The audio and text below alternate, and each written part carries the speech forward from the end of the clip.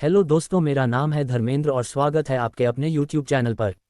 तो आज हम जानेंगे कि कहाँ बना था दुनिया का पहला रेल इंजन। जानिए भारत में कैसे फैला इसका नेटवर्क। दोस्तों, इससे पहले अगर आप चैनल पर नए हो तो चैनल को सब्सक्राइब और वीडियो को लाइक ज़रूर करें।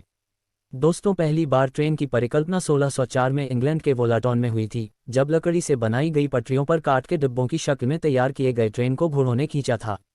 आज दुनिया की 90% आबादी ट्रेन से सफ़र करती है। ट्रेन ने लोगों की जिंदगी में क्रांतिकारी परिवर्तन किया है। ऐसे में मन में सवाल उठना लाजिमी है कि इसकी परिकल्पना आखिर कैसे की गई। आज हम यही आपको बताने जा रहे हैं। पहली बार ट्रेन की परिकल्पना 1604 में इंग्लैंड के वोलाटॉन में हुई थी, जब लकड़ी से बनाई गई पटरियों पर काट के डिब्बों की शक्ल में तैयार किए गए ट्रेन को घोड़ों ने खींचा था।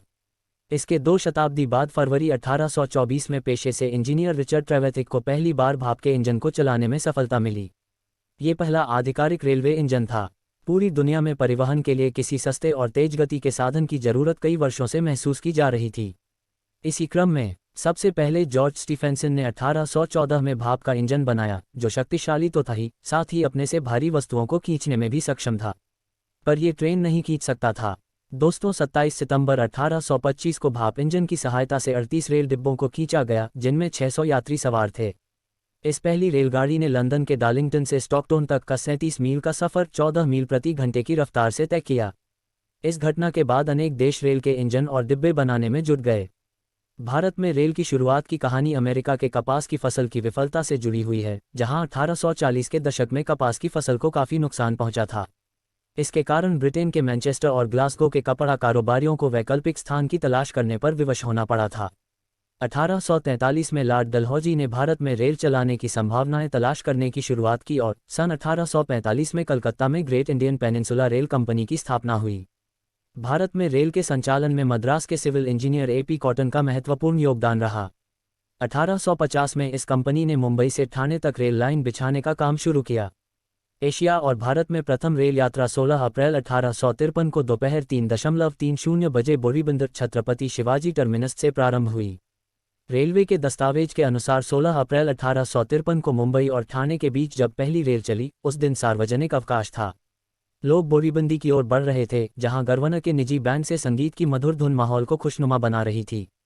3:30 बजे से कुछ पहले ही 400 विशिष्ट लोग ग्रेट इंडियन पेनिनसुला रेलवे के 14 डिब्बों वाली गाड़ी में चढ़े।